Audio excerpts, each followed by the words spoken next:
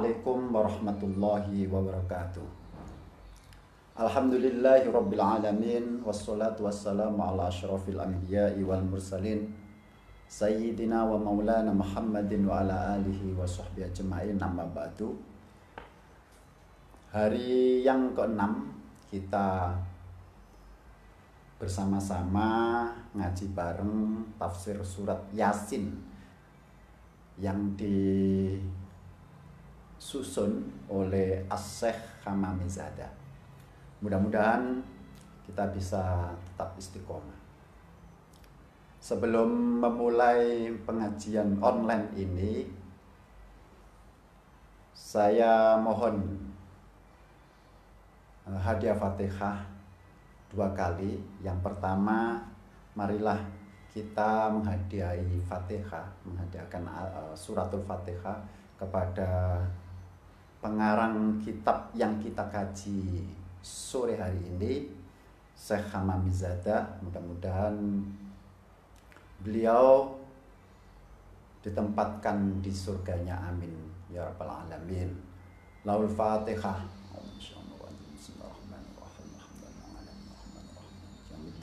Iyyaka na'budu wa iyyaka nasta'in, ihdinas siratal mustaqim, siratal ladzina an'amta 'alaihim ghairil maghdubi 'alaihim waladdallin, amin.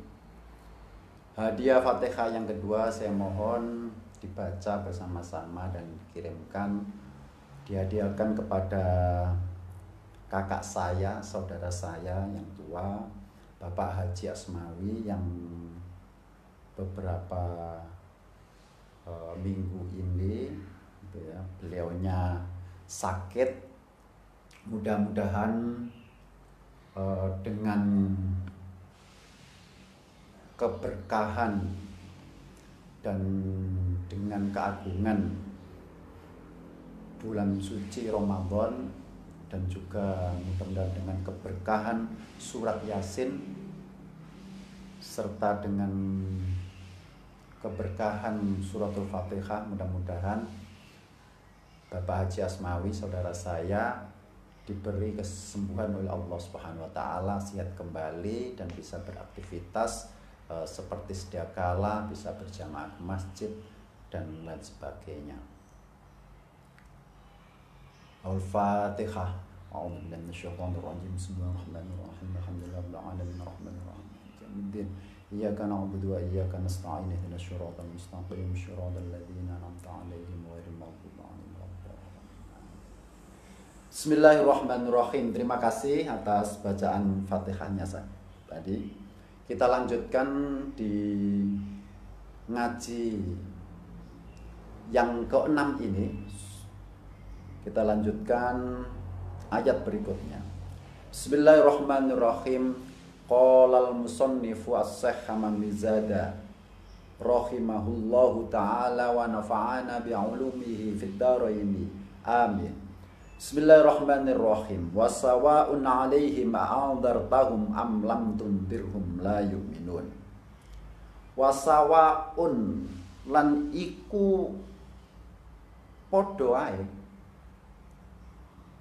alaihim ing atase kaum, a'andarta apa toh sira Muhammad menehi peringatan hum marang kaum, am lam tundir utawa kowe ora menehi peringatan hum ing kaum kafir Quraisy mau, la yu'minuna, ora bakal iman.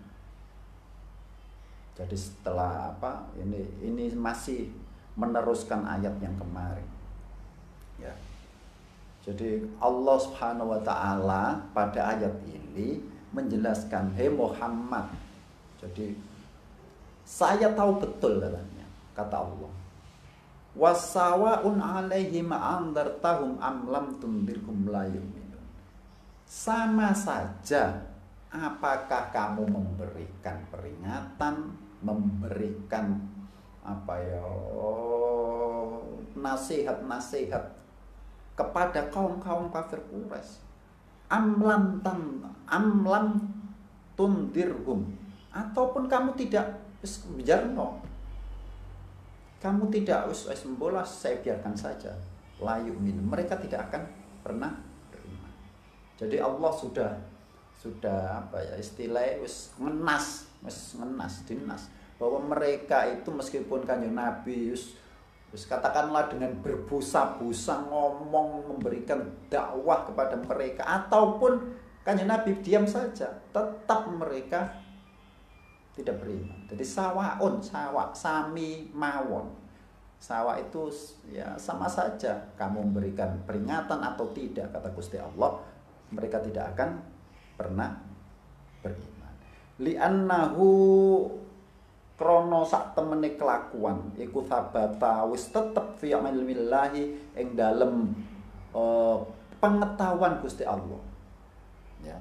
Fi ilmillahi ta'ala annahum sing tetep apa annahum sak temene kaum iku la yu'minuna ora bakal iman. Karena apa? Allah di zaman azali itu sudah tahu betul, sudah menetapkan sabata fi ilmillah, dalam pengetahuan Gusti Allah itu sudah ada bahwa mereka tidak akan beriman. Bal yamutuna al kufri, bahkan mereka itu jangankan beriman, mereka itu bahkan mati dalam keadaan kafir. Fayadkhuluna, maka kemudian masuk melbu sapa kaum iku mau annaro ing neraka. Maka kemudian begitu mati ya karena mereka tidak beriman, ya konsekuensinya mereka kemudian masuk neraka. Fa'ala hadat takdir yakunu al-indar ta'kidan lil hujjati li angkarihim. Fa'ala hadat takdir, ing atase ikilah takdire, ikilah ayat sawaun alaihim mau yakunu ono apa al-indar, memberikan peringatan, ikut takkidan itu memperkokoh, menguatkan lil hujjati, bagi hujjah dalil li ingkarihim, bagi karena keingkaran mereka. Jadi ayat ini Gusti Allah ingin memberikan, menegaskan bahwasanya Kanjeng Nabi memberikan dakwah, memberikan peringatan dan lain sebagainya, itu ya sama saja. Tapi ini juga memberikan sama saja mereka tidak beriman gitu. Tapi Allah ingin menegaskan hujjahnya bahwa dia itu benar-benar al-alim. Jadi yang maha tahu segalanya. Jadi Kanjeng Nabi memberikan peringatan atau tidak, kata Allah, hum la yu'minun, mereka tetap tidak akan beriman. Jadi ini masih dalam rangkaian ayat-ayat yang sebelumnya. Ya. Gusti Allah ingin menegaskan hujjahnya, takkidan lil hujjati. Jadi ini beberapa kali ini dalam keterangan-keterangan yang lalu. Jadi Gusti Allah ini memberikan hujjah. Hujjah itu argumentasi yang tidak terbantahkan, logika yang tidak terbantahkan. Jadi ada orang kok membantah seperti apa? Mosok Gusti Allah ngerti, masa Allah tahu? Terus Allah memberikan peringatan atau menurunkan firman-Nya ini kepada Kanjeng Nabi bahwa Allah itu tahu segalanya. Jadi jangan ragukan. Maksudnya begitu. Maka dibolak-balik beberapa kali ini la yu'minun. Sudah. Kita lanjutkan pada ayat berikutnya. Innama tundiru, sesungguhnya kowe Muhammad tundiru iku menehi peringatan man ing wong ittaba akan manut sapa man adzikra ing Al-Qur'an. Adzikra itu ya sesuatu yang bisa mengingatkan orang kepada Allah. Yakni kalau dalam ayat ini berarti Al-Qur'an. Sesungguhnya Muhammad, engkau ini hanya ya yang punya manfaat, berfaedah, ya. Kamu memberikan peringatan dakwah itu hanya kepada mereka-mereka yang ittaba'adz dzikra, mereka-mereka yang memang sejak mula itu sudah hatinya, perasaannya, mereka-mereka orang-orang Quraisy, orang-orang Arab ya, itu memang sejak awal mula mereka sudah membuka diri. Ya, makanya dalam beberapa tafsir ittaba'a itu kalau dalam secara etimologis lughawi itu ya mengikuti, ikut. Jadi tapi dalam ayat ini yang dimaksud manittaba'a, karena di sebelumnya la yu'minun tadi Gusti Allah memberikan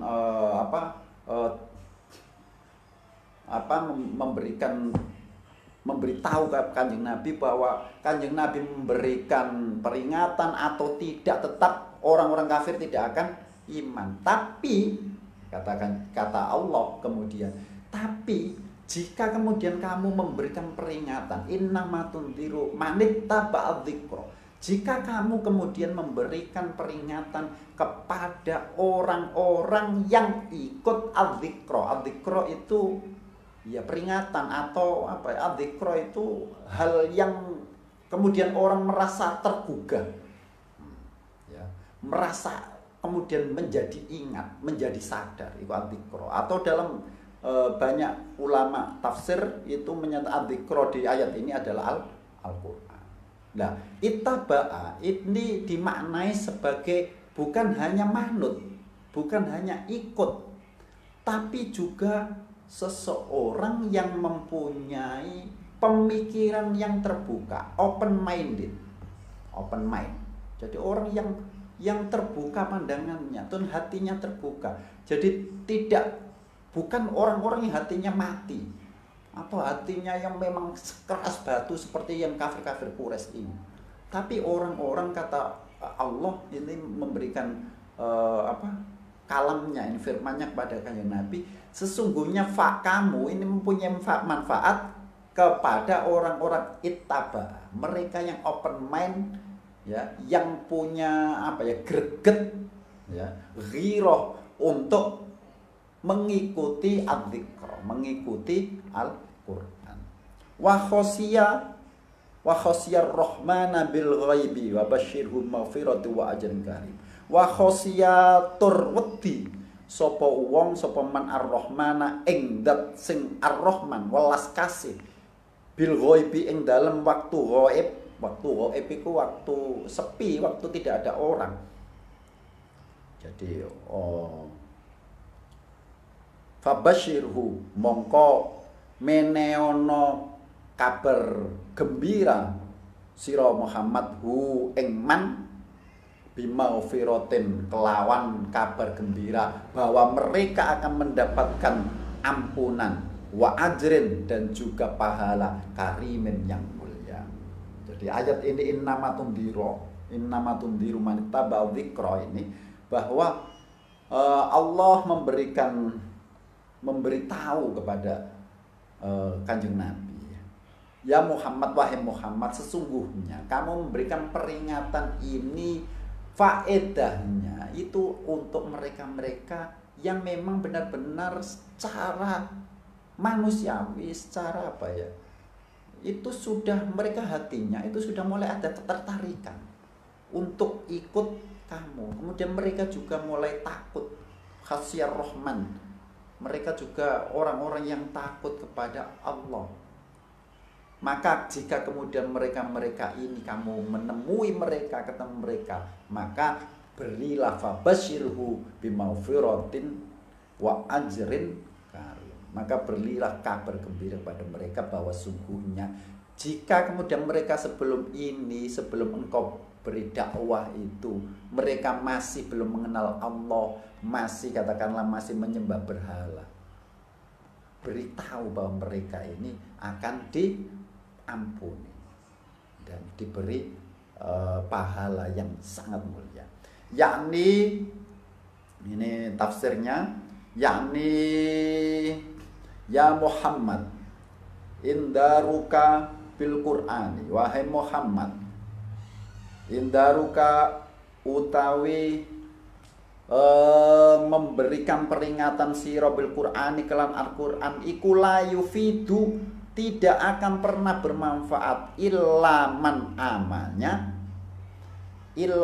amana kecuali kepada orang-orang yang beriman billahi kepada Allah wa bi risalatika, dan juga yang iman percaya kepada risalahmu. Faman ittaba'ah kamal Qur'an. Faman lan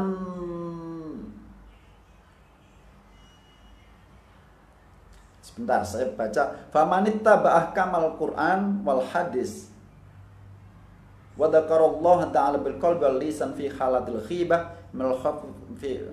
minal khalqi wa khafa minal adzabil ghaib alladzi akhbarahu bil Qur'an wal hadis. Ini penjelasannya ayat tadi. Penjelasannya innama tundiru manittaba'a dzikra. Famanittaba'a lan mongko sak temene wong, faman utawi sapane wong ittaba'a kang melu mengikuti sapa man ahkamal Qur'ani ing hukum-hukum Al-Qur'an wal hadisi lan hukum-hukum hadis wa dzakarallahu ta'ala bil qalbi wa dzakara, dan selalu menyebut ya zikir pada Allah bil qalbi dengan hatinya wal lisani dan juga dengan lisannya fi khalatil khibati dalam keadaan yang sepi minal khalqi dari makhluk wa khafa minal adzabi dan juga takut minal adzabi dari siksa al-ghaibi, dari siksa al-ghaibi yang ghaib. Ya, al-ghaib karena adab siksa neraka ini juga ghaib, karena apa? Belum tahu. Jadi mereka-mereka yang takut neraka yang mana ya? Neraka itu masih barang ghaib. Ya memang kita harus beriman pada barang ghaib. Nah, ini mereka-mereka yang dimaksud dalam ayat ini. Minal adzabil ghaibi, dari mereka khofa minal adzabi, mereka takut kepada azab siksa al ghaibi, yang siksa yang memang ghaib, barang ghaib belum kelihatan. Alladzi akhbara bihil Qur'an, yaitu yang apa-apa yang telah diceritakan oleh Al-Qur'an wal hadis, dan juga apa yang diceritakan hadis. Faman kana fihi hadil awsaf, maka jika kemudian faman utahe wong kanat iku ono fi ing daleman apa hadhil awsafi, jika kemudian ada orang yang sifat-sifatnya seperti ini, fabasyirhu, maka berilah kabar gembira wahai Muhammad hu ing man bi annallaha ta'ala, sesungguhnya Allah ta'ala iku yaghfiru jami'a dzunubihi, Allah akan mengampuni seluruh dosa-dosanya. Ya, wa yudkhiluhul jannah, dan kemudian Allah karena dosa-dosanya ini diampuni oleh Allah, maka ya logikanya maka kemudian dimasukkan ke surga. Wa ya'tihi thawaban adzima, dan kemudian Allah memberikan pahala yang agung.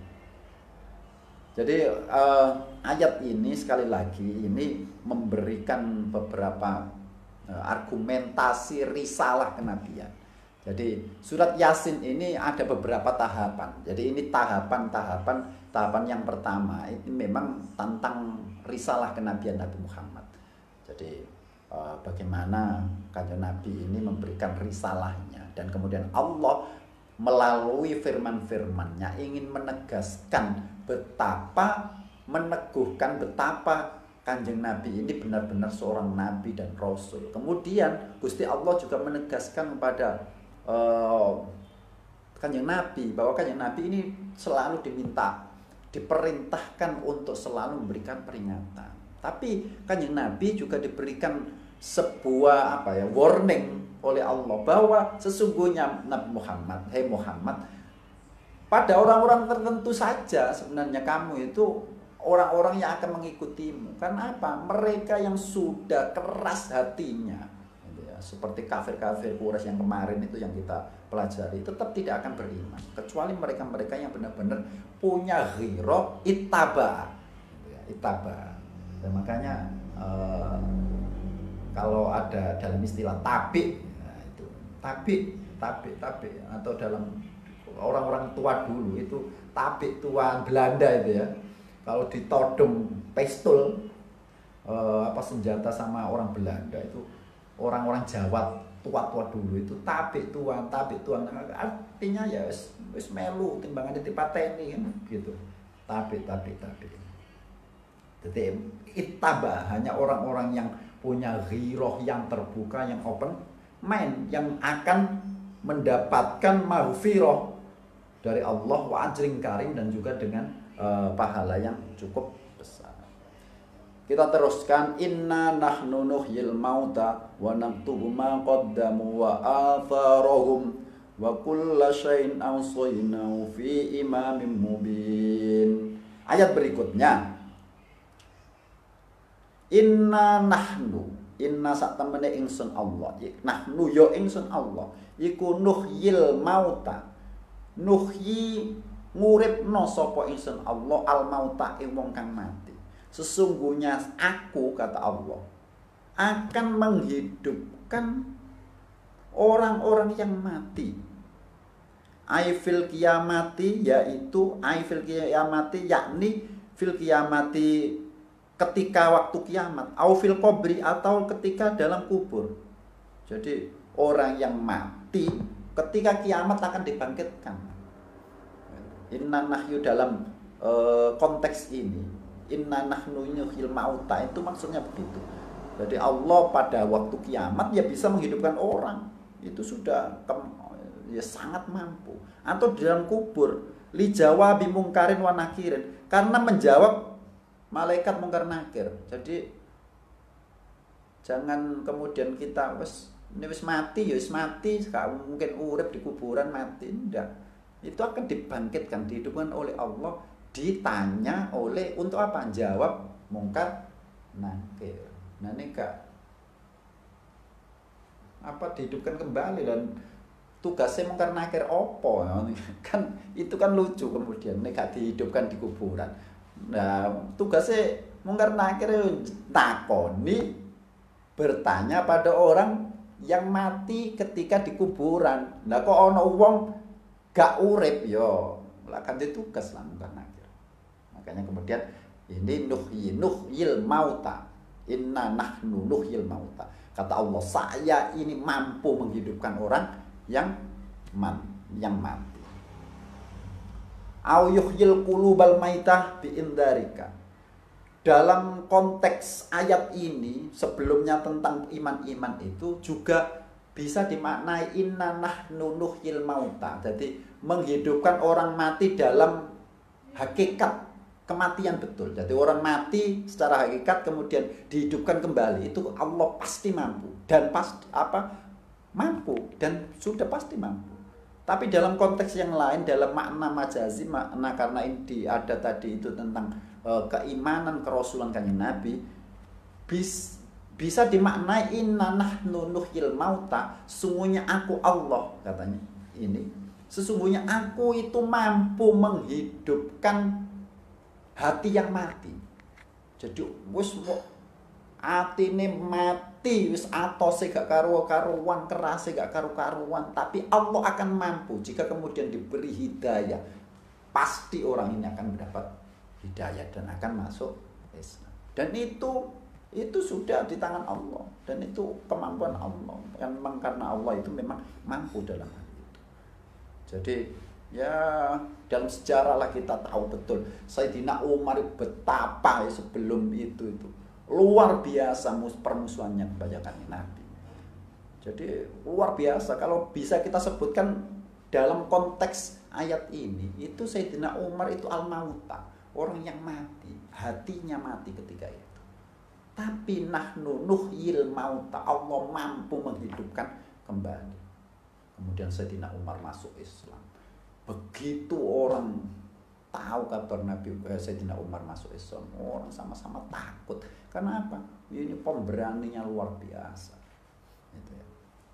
Jadi dalam konteks ini inna nahnu nuhyil mauta bisa dimaknai kematian hakikat. Wong mati artinya mati itu ya nyawanya wis dicabut oleh Allah, ataupun orang yang mati hatinya. Artinya mati hatinya itu ya wis apa ya keras lah hatinya. Kita teruskan wanaktubu ma qaddamu wa atharu. Wanaktubulan bakal nulis. Aku ya mampu kata Gusti Allah. Wanaktubulan aku bakal nulis ma ing perkara ma qaddamu sing wis mbok lakoni kabeh. Jadi perbuatan yang telah engkau lakukan itu semuanya juga mampu aku tulis, pasti aku tulis, kata Gusti Allah. Wa atharohum, dan juga jejak-jejak langkahmu, bekas-bekas apa bekas-bekas kalau dalam istilah anak-anak zaman now, atharohum itu ya jejak digital. Jejak digital. Jadi track recordnya itu tertulis. Jadi jangan heran sekarang orang itu mencarinya itu track recordnya bagaimana. Jadi arepe dadi bupati, track recordnya piye? Digoleki jejak digital. Jadi memang dalam Al-Qur'an sudah ada ditunjukkan. Jadi ada orang fit and proper test sekarang itu sebenarnya ya ini. Ya ngambil dari konsep ini wanaktu maqaddam wa atharohum. Track recordnya kepiye? Ojo-ojo nggak milih DPR, milih bupati diwawur ae. Track recordnya gak jelas. Jadi track recordnya harus jelas. Makanya di sini wanaktu maqaddam wa atharohum. Sudah. Nakmuru ai tegese nakmuru merintah sapa ingsun Allah kira mangkatibin ing malaikat kira mangkatibin malaikat sing bagian nulis. Jadi sekretaris, bukan sekretaris, bagian nulis, bagian ngetik, maca nang kene bagian administrasi. Dadi ono di kantor itu ya, di instansi pemerintah atau di sebuah apalah perusahaan itu ada bagian yang administratif. Itu bagian pencatatan. Ini kiromang katibin itu malaikat-malaikat. Bi ayat tubuh Allah memerintahkan pada para administrator, tenaga-tenaga administrasi pencatatan ini, ya. Itu bi ayat tubuh untuk menulis a'malahum, perbuatan amal-amal mereka, minal khairi, yang ditulis amal kebaikan, wasyari, dan juga amal kejelekan.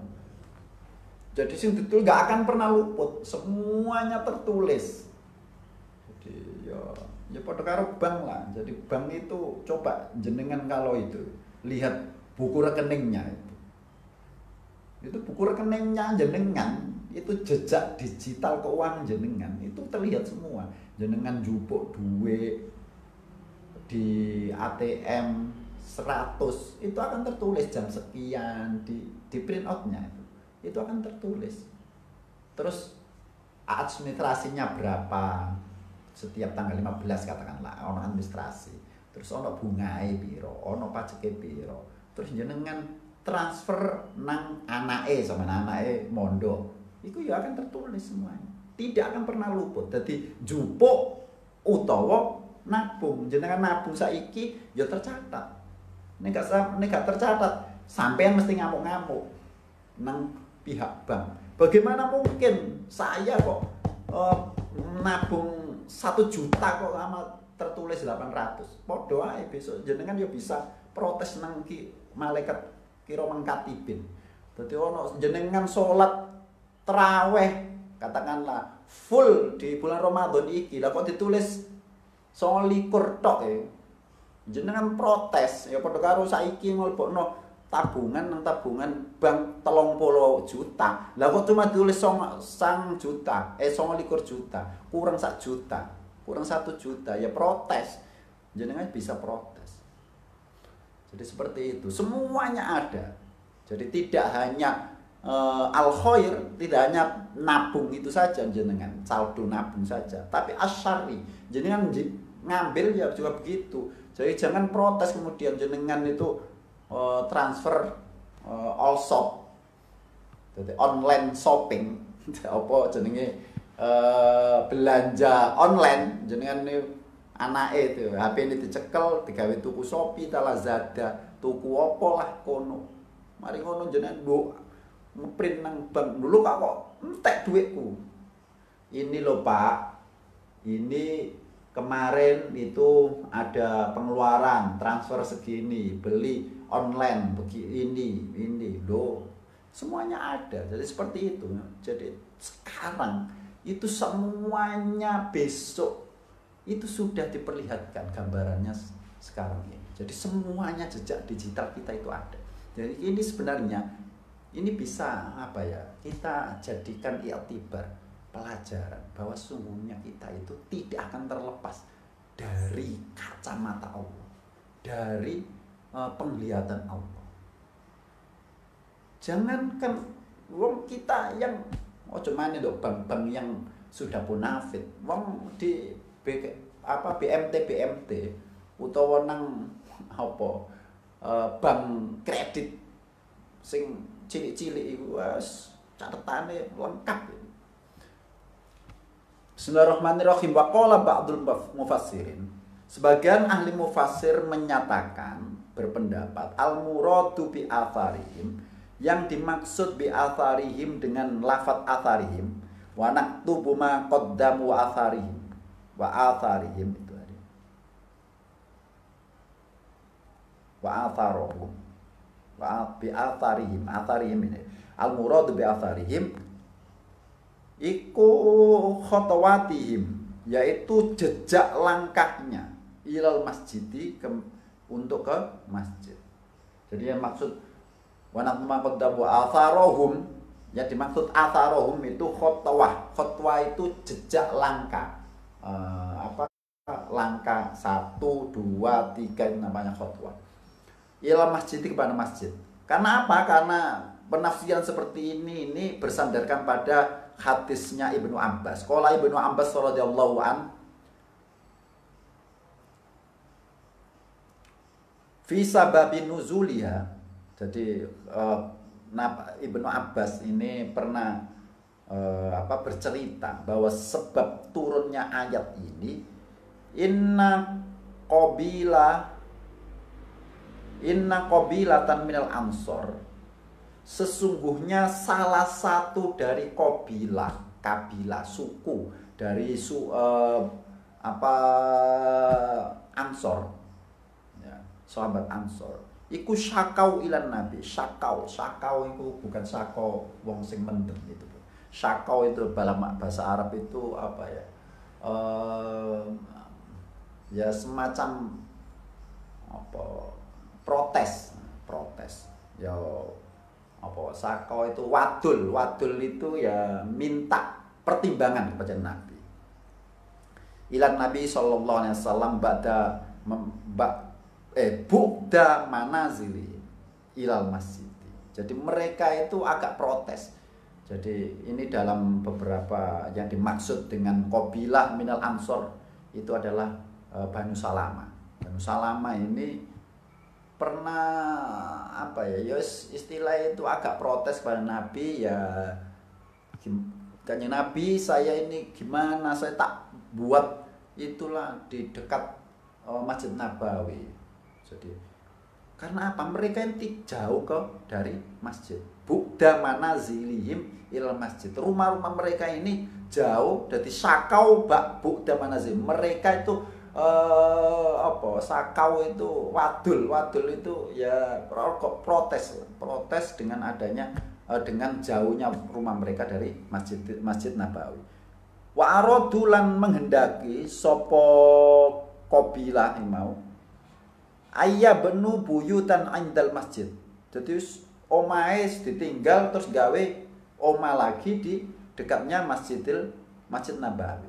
Fa anzalallahu ta'ala hadhil ayat. Maka kemudian Allah menurunkan ayat ini. Wa hiya naktubu ma qaddamu wa atharahum yaitu Allah menegaskan, hei awakmu iku masih parek ngomong Muhammad kepada mereka-mereka yang mau bergerak mobilisasi massa dari kampung terus menuju di dekatnya Masjid Nabawi gawe omah, ngomong nang mereka bahwa sesungguhnya aku Allah ini akan mencatat semuanya. Ado parek iku yo ono nilainya sendiri-sendiri. Fa'ulima min hadza, maka kemudian dari ayat atau dengan cerita hadis ini, annaman ata ilal masjid, maka sesungguhnya barang siapa yang datang ilal masjid, ke masjid, datang ke masjid, mimakanin dari tempat ba'idin yang jauh, yakunu mongko ono apa iku mau yakun mongko ono sawabuhu apa ganjarane wong iku mau sing melaku ado jauh, pahala orang yang jauh dari masjid iku a'dhamu mimman ata mimakanin qaribun, maka pahalanya itu lebih besar dibandingkan dari mereka yang rumahnya dekat dengan masjid. Kama ruya anin Nabi sallallahu alaihi wasallam, seperti halnya yang telah diriwayatkan, hadis yang diriwayatkan dari Nabi Muhammad sallallahu alaihi wasallam, ala ukhbirukum bima yamkhullahu bil khotaya. Ini kitabnya tulisannya rodok belereng, jadi agak begitu jelas tulisannya ini di itu. Kamaruya, seperti halnya yang telah diriwayatkan an Nabi sallallahu alaihi wasallam, dari Nabi sallallahu alaihi wasallam, ala ukhbirukum, wahai sahabatku, maukah kamu saya ceritakan bima, dengan sesuatu yang kemudian Allah akan yamhullahu, yamhu bakal ngelebur, bakal menghapus sapa Allah bi kelawan ma al khotoya, semua kesalahan. Wahai sahabatku, maukah kamu saya ceritakan sebuah perbuatan atau perkara atau sesuatu di mana Allah itu atas dasar sesuatu ini kemudian Allah itu akan menghapus semua al-khotoya, kejelekan-kejelekan, ya, kesalahan-kesalahan. Wa turfa'u bihi darajat, dan atas dasar perbuatan atau perkara ini maka kemudian seseorang itu diangkat derajatnya. Pertama kata Nabi, isbagul wudu, yaitu pertama harus menyempurnakan wudu, al makarihi, mengalahkan makruhnya wudu, harus menyempurnakan wudu. Jadi wudu tapi yo disempurnakan. Itu yang nanti akan menghapus semua kesalahan dan juga akan mengangkat derajatnya. Jadi kalau wudu itu ya berkumur, ya cuci tangan dulu, berkumur, terus nyesep hidung dan air dalam hidung itu ya, dan lain sebagainya itu.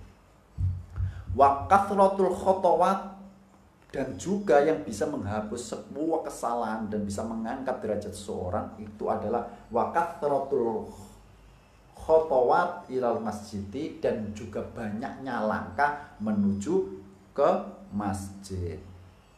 Wantidorus sholah ba'das sholah, dan juga menunggu antara waktu sholat wajib satu dengan sholat wajib yang kedua.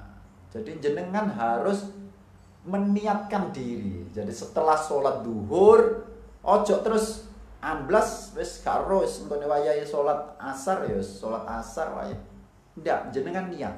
Ya Allah, kula niat ingsun setelah sholat duhur ini saya intidor, dia niatul intidor, niat apa? Niat menunggu waktu asar untuk sholat asar. Makanya Gusti Allah itu sebenarnya dalam banyak hadis atau cerita itu menyatakan malaikat yang nulis bagian rokib atid itu kak dari malaikat sing kalah-kalahan itu selalu ojo dhisik ditulis. Nek wong salah itu nggak boleh ditulis dulu, tapi ini apik baru niat sudah ditulis. Bahkan kalau sudah ditulis kemudian itu bisa lebih dari itu. Makanya Gusti Allah ini ya itu tadi akan mengangkat derajatnya dalam hadis ini. Jadi katakan ya Nabi, kalian para sahabatku, saya kasih sebuah amalan. Saya ijazah, amalan itu yang semua kesalahanmu akan dihapus oleh Allah dan derajatmu pasti akan diangkat oleh Allah. Yang pertama apa? Isbaghil wudu, yaitu sempurnakan wudumu. Ojo wudu opiak. Sempurnakan wudumu. Wudu ya wudu temenan. Terus kemudian wakathratul khoto, masjid langkai lebih banyak. Makanya kalau mau itu gini, kalau orang alim-alim dulu itu omahe meskipun cedek gitu ya. Itu perginya dari satu RT sini, jalan satu. Pulangnya muter. Biar apa? Biar dicatat oleh Allah menjadi langkah yang panjang. Kecuali saya itu memang rumahnya jauh dari masjid, jadi muter tambah jauh itu. Yang rumahnya dekat-dekat itu. Ojo mloyang mlayu ini patok. Dadi langkai 10 ya 10. Tapi ini langkai pertanyaane lho, kula mboten niku mboten melampai. Saya enggak jalan, saya bawa sepeda motor, saya bawa mobil. Ya, Gusti Allah itu kalkulatornya beda karo kalkulatornya manusia. Kalau manusia kalkulatornya 1 tambah 1 2. Gusti Allah itu bisa 1 tambah 1 bisa 1000. Yes, pokoknya semuanya akan dicatat oleh Allah. Tidak ada yang meleset satupun di antara itu. Terus yang berikutnya ada 3 kata Kanjeng Nabi ini. Jadi yang pertama menyempurnakan wudu, yang kedua ya banyaknya langkah kita ke masjid, yang ketiga intidor sholah ba'da sholah, yaitu menunggu satu sholat wajib maktubah menuju sholat yang lain. Jadi jenengan ya niatul intidor setelah sholat duhur jamaah katakanlah begitu, jenengan niat, saya niat ya Allah, saya niat menunggu perintahmu sholat yang akan datang. Insya Allah itu akan mengangkat derajat kita. Meskipun kemudian jenengan terus ngelakoni opo lah, yang di kantor meneruskan pekerjaannya, yang di sawah petani yang meneruskan pekerjaannya, nyangkul atau menyapit, terserah. Tapi paling tidak sudah ada niat intidorus sholah. Jadi ada niat intidorus sholah, niat untuk menunggu sholat. Jadi ini perlu diingat-ingat ya, agar supaya kita ini mudah-mudahan ya ini kita ini di semua kesalahan kita ini dihapuskan oleh Allah, kemudian derajat kita akan diangkat oleh Allah jikalau kita selalu istiqomah isbaghul wudu, menyempurnakan wudu, kemudian kita memperbanyak langkah kita menuju masjid. Jadi untuk memperbanyak yang dekat-dekat yo sing cedek karo masjid yo nek iso muter lah. Dadi ben memang hitungannya banyak biayanya. Terus yang ketiga intidorus sholah ba'da sholah. Jadi ada niat intidor menunggu. Jadi ya Allah kula niat mantun sholat duhur seandainya. Ya Allah mantun niki kula niat intidor menunggu waktu untuk melaksanakan kewajiban yang telah Engkau berikan, yaitu waktu asar. Lah mantun jenengan niat wis jenengan iso yang kayane. Saya kira itu yang bisa kita kaji bersama-sama. Mudah-mudahan kita selalu diberi maunah, hidayah dan kesehatan oleh Allah Subhanahu wa taala sehingga selalu kita bisa menebarkan kebaikan kepada sesama. Hadanallahu wa iyyakum ajmain. Wassalamualaikum warahmatullahi wabarakatuh.